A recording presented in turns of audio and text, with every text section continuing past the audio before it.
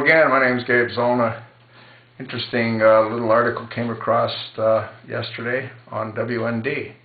Knockout game, victim's eye kicked out of socket. Pretty crazy, huh? According to this article, in Syracuse, a 51-year-old man by the name of Michael Davis, who happened to be an ex-convict, he was standing at a bus stop. He had a closed can of beer, and he had change for $10 in his hand. Apparently, a person approached him, punched him until he fell down to his knees. Then a couple of the folks ran away. When they saw that no one came to help him, they came back and started pummeling him. They were kicking him and punching him to the point that his eyeball popped out of the socket. When they saw that, according to witnesses, they started to laugh, and eventually they ran away.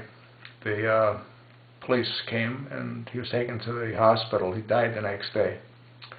Now, according to the media, they sort of downplayed it as much as they could for a whole lot of obvious reasons. What I believe has happened to this country is this administration with the Attorney General Eric Holder has really empowered a lot of the African Americans.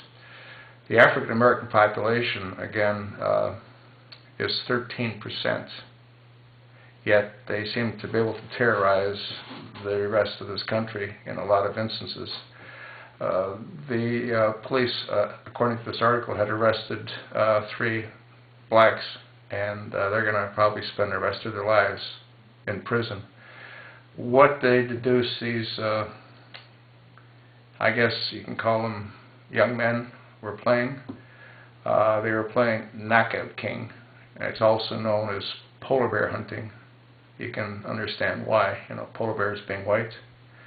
And this is happening not only in Syracuse, it's happening in many of the major cities across the country where you've got black attacks on whites.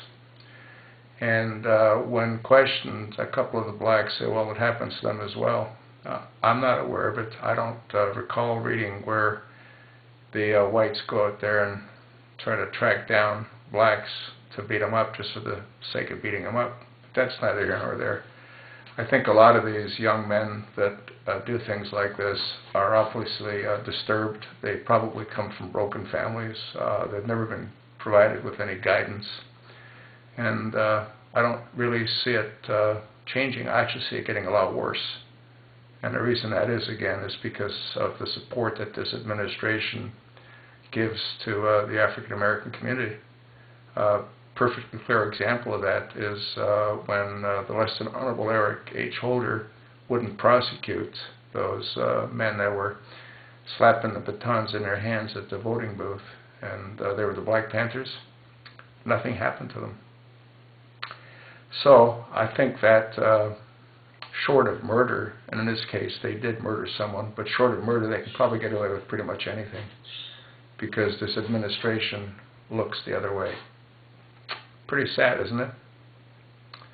Remember when Obama overreacted and he said that the police overreacted when one of his Chicago professor buddies got arrested?